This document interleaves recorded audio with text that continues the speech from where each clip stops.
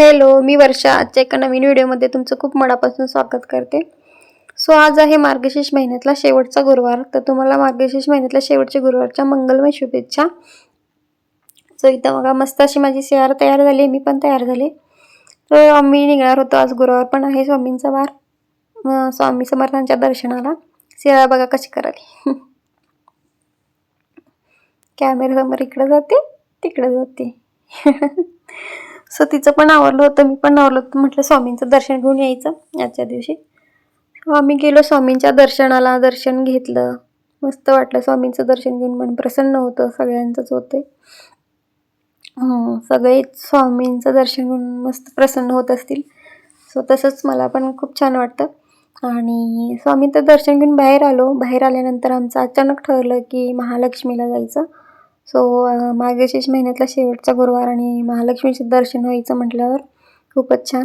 So महालक्ष्मीच्या दर्शनाला आम्ही गेलो आणि गर्दी पण नव्हती जास्त, त्यामुळे दर्शन खूपच छान झालं.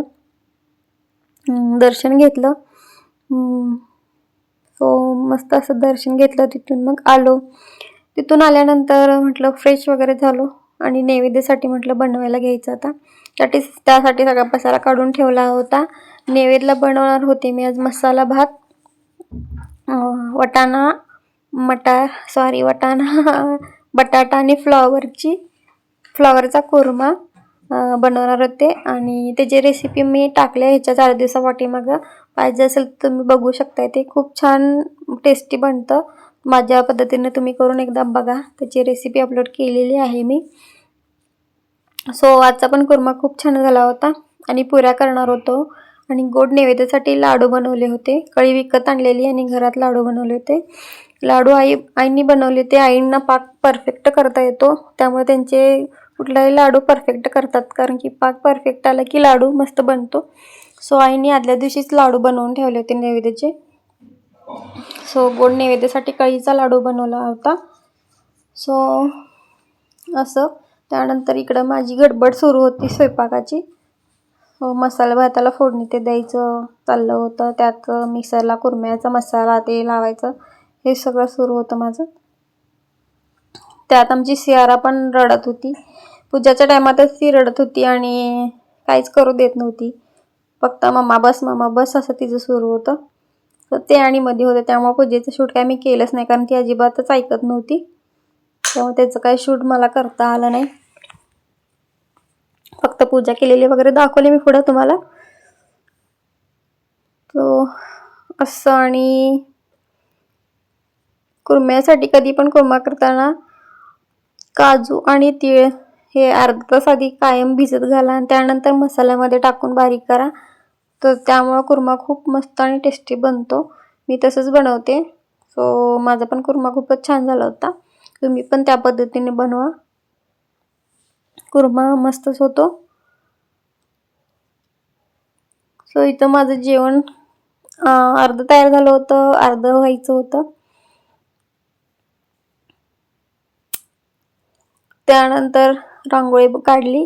रांगोळी काढताना पण सियारामची मध्ये रांगोळी काढली, त्याच्यामध्येच रांगोळी टाकत होती. सो रांगोळी काढून झालं. सियारा ऐकत नव्हती, तसंच बसली. परत आईने तिला घेऊन बसले. त्यानंतर मी पुस्तक वगैरे वाचलं, नैवेद्य दाखवला.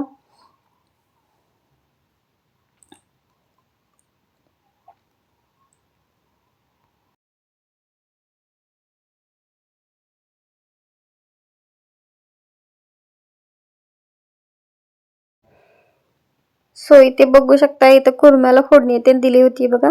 बटाटा ते अजून शिजायचं होतं त्यातला. सो कुरम्याला फोडणी दिली. इथं मसाला भात तयार झाला होता. आणि हे लाडू बघा, मस्त असे कळीचे लाडू आदल्या दिवशी केलेले आहे. मस्त झाले होते, सॉफ्ट झाले एकदम आणि परफेक्ट झाले होते. तर गोड नैवेद्यासाठी कळीचा लाडू. आणि त्यानंतर अशी पूजा मांडली होती आम्ही. छान अशी नैवेद्य दाखवला होता. पुरी, मसाला भात, कुर्मा आणि लाडूचा नैवेद्य दाखवला होता. आजची पूजा कशी वाटते ते पण मला कमेंट करून सांगा.